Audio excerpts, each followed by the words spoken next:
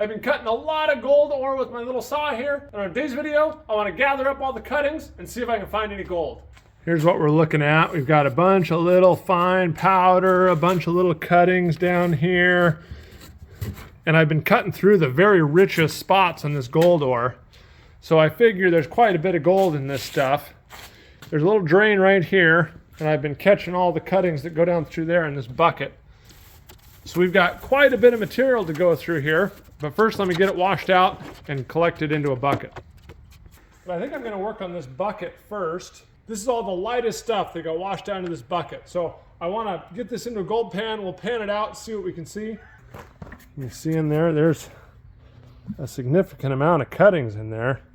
Super, super fine though. I don't know if I'm going to be able to pan that out or not. Let's give it a try. See if I can get it out of there first.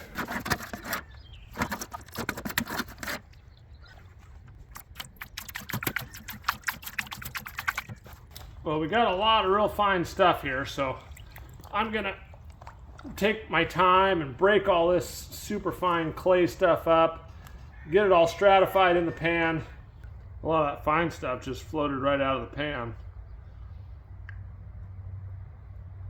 My concern is that any gold we have in here is going to be super, super fine and real hard to pan out. But we're going to try it. Here's the gold from the cuttings in the bucket. Pretty nice.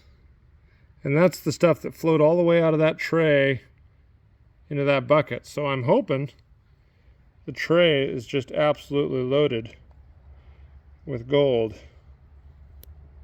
I'm going to pick through here and pick out some of these bigger pieces. I've got a little tray going with some of the pieces that, I don't know, I guess fell off. There's one in here that has some real nice gold in it. But I'm going to set these chips aside and do something with them a little later. Now let's see if we can scrape some of this stuff out of here and get it washed down and get some gold out of it.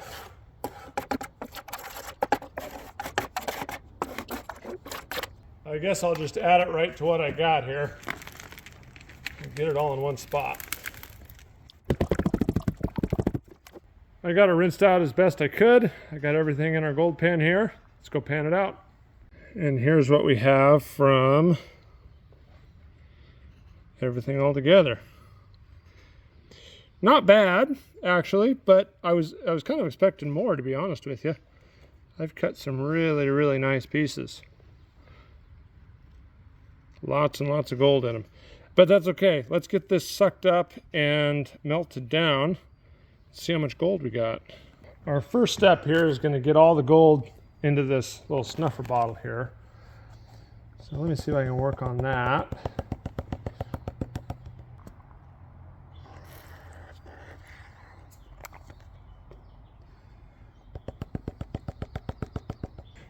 Now I'm going to take the straw out of here, shake everything down to the tip of this cone,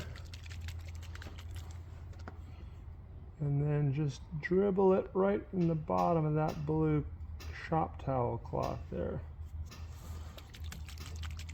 Trying to get all the gold down to the bottom there. So there we go. There's our gold, some junk in there with it, right down at the bottom of that cone. So now what I have is a little bit of bismuth metal. I'm gonna add the bismuth down with our gold. Now I can take this rag here and squeeze out some water. And then we're going to refine all the base metals and all the junk out of it and get our pure gold button. Before we get that stuff in the furnace, I've got another question for you. That first saw we cleaned out was a water saw, so it cleaned out real easy.